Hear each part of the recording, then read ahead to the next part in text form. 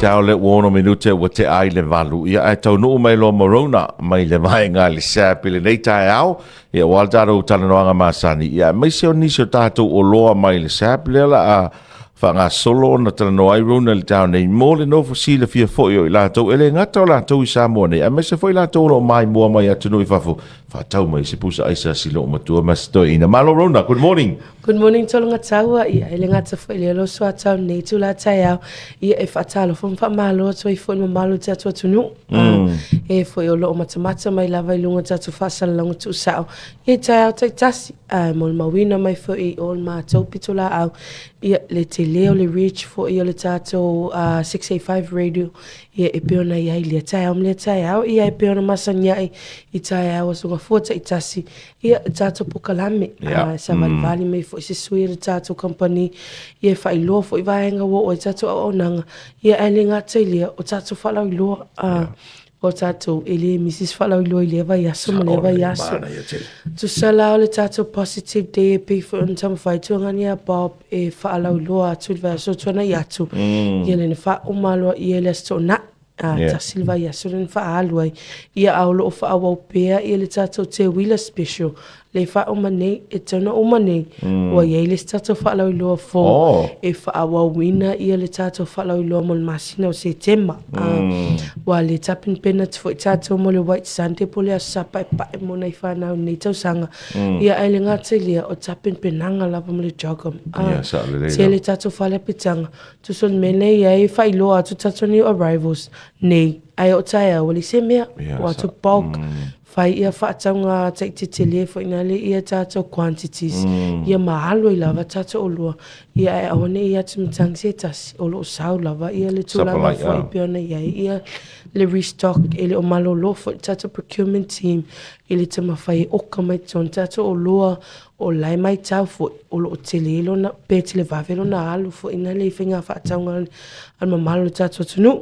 Ai pei ona so no to for ia tolunga taua ia fatalo fatu for nei tai au tatu sui matamata me tunu mamau po fe lava ke lo pelo e mau mai ia malo soi fo a mai auto ia sa o tolunga taua ia e pe lava ona fa ailo ia le tatu te wila special ia nga va o mai tatu la la tai tasi tonu si tatu tunu ia il set make a store big store superstore vai tele ia mai si tatu la la pena I lo te mau vai vasi ai o lo iai fo le nga va amone tatu pa ang fa tau me tunu mamau e pe ona va no le tatu website le www.sap.ws ia ma tatu Facebook page ai pe o I lava ia e pe ona fa ilo atu ia le tūlanga fo I pena ia tatu followers e se lau pafi ia ona e loa I tangata uma wai on Facebook I tene tau le pale ni le alato le Instagram le TikTok I le Samoa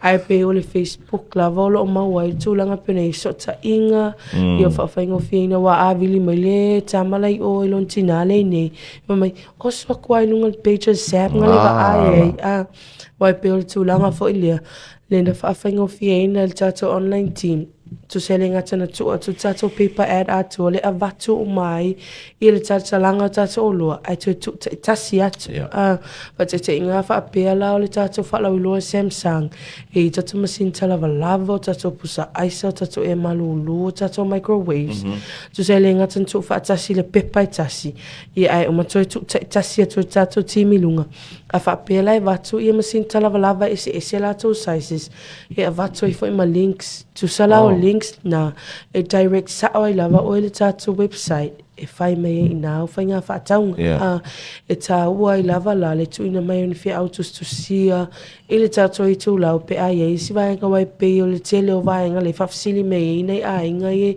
whawhatu I Europa I o Amerika fa me pe isi an mele na New Zealand dollar I le tatu tau fo I o loo whaahalu e le tatu o loa I lunga le tatu website le tatu company po le SAP e-market ia ono New Zealand le tatu la account okay ngata I le tatu se oriana ke shop lo iai ia ale tatou PayPal account. So okay. po le a lava la ia po fia ia le currency o lo whaonga mai e sia tatou tonu.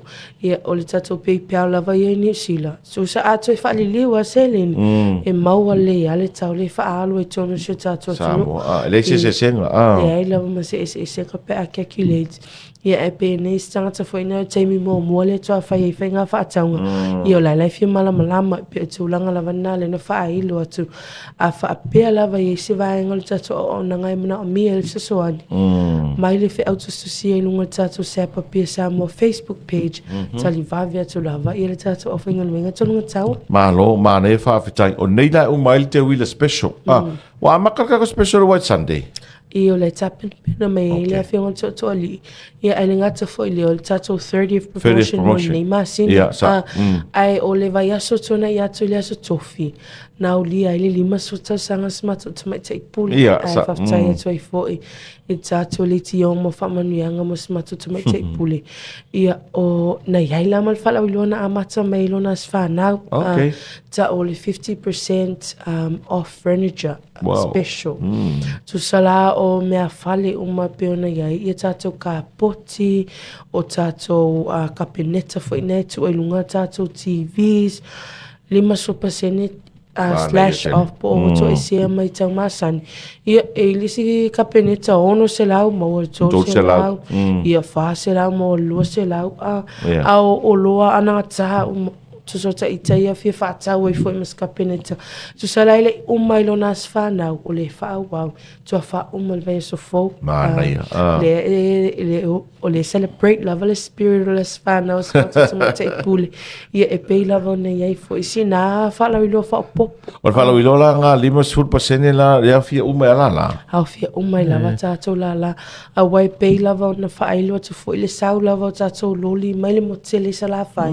E restock te foi tatou o loa mo tele a waile mai foi fainga fa ataunga ia au savai ia waile lei uma mei nei ia tinina lei atu foi ia tatou ainga lei o so atu o tatou I maota malao nei tatou ainga lei o pe ia le tino fule hotel ni ia pia lei so si me tau tia le nei fa me ma kiva ringi kupe ai ke waku I mo kama lao e sava e ke le akul flat screen TV le sava inga I roll TV do fu fa le maka so ele no voina le fa tau vanga fa tenga fa le fila na le lo atu le si inga le fa le si fa la lai tu sala va ai so mai pelo ho fa tau me la to li mas full singa lo ma le sila yo fo ya o mga mi se un lima ingisi ai le lo film wa ke le akul la ko TV o ale pe o la so kasila nga TV ai o mai makamaka yo la ru fu fa le fa ka mai o ko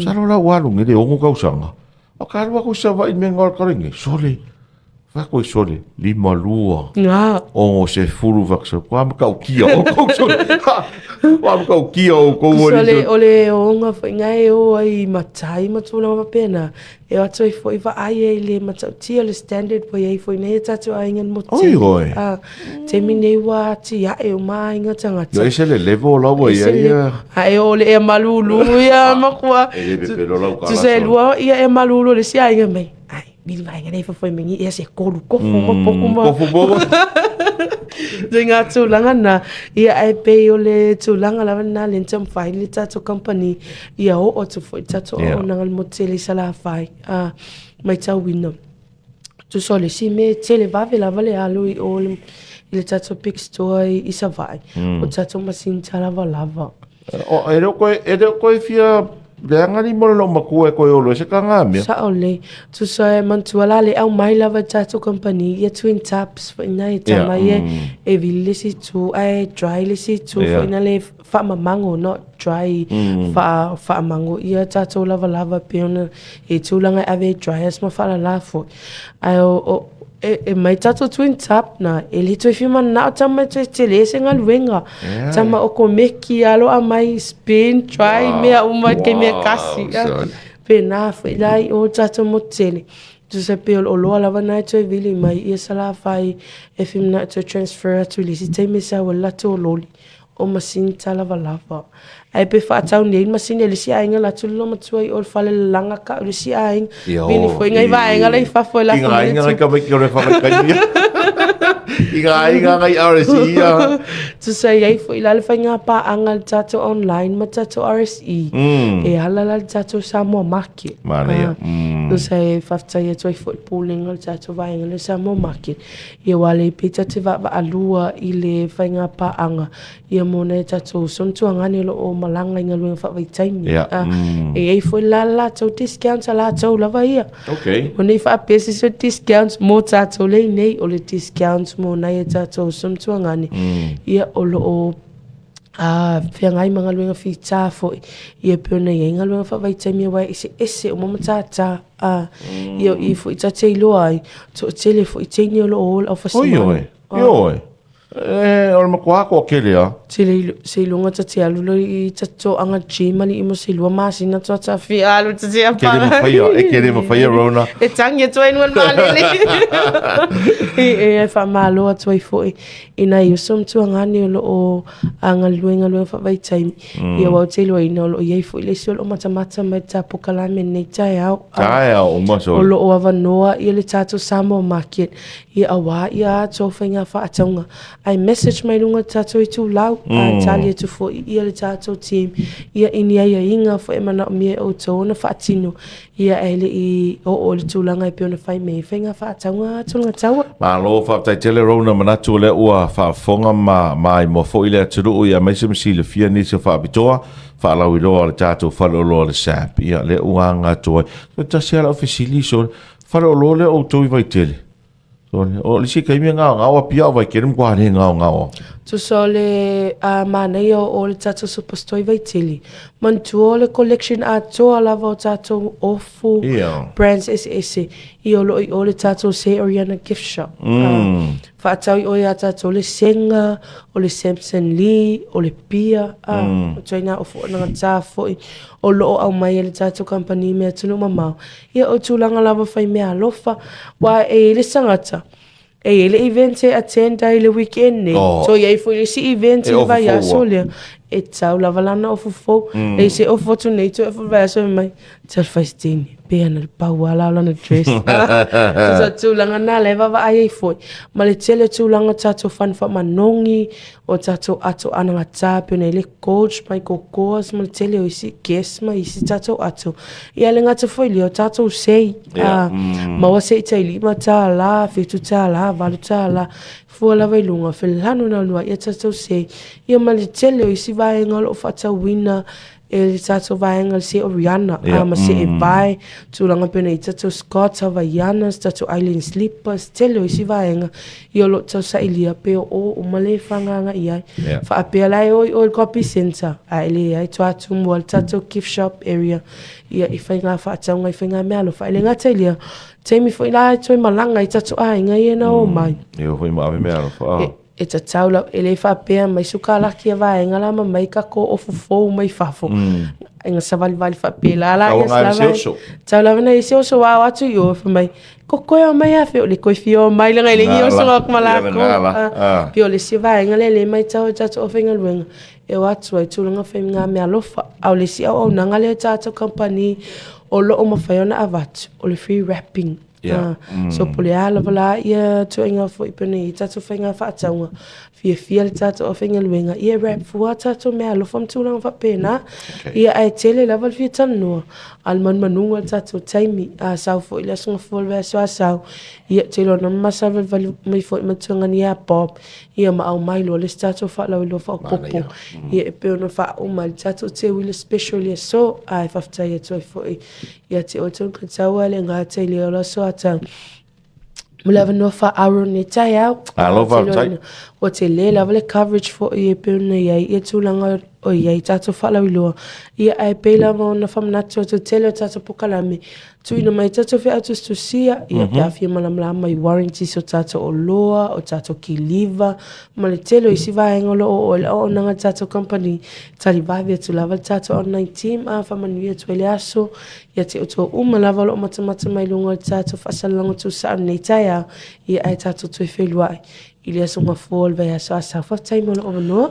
Te telerona mai le vai ngā le sape pe ona e wha talanoanga nei tau se siwa o ponga i le asunga fua o le vai se fua. Wha pena misi me te oe ia nei vaenga o talanoanga o wha lau i loa le sape lena tau wha amtala tala telerona ia asia ni so se wha loa le sape e te tono le tātou tunu e mo na la lai mo tele sa la fai.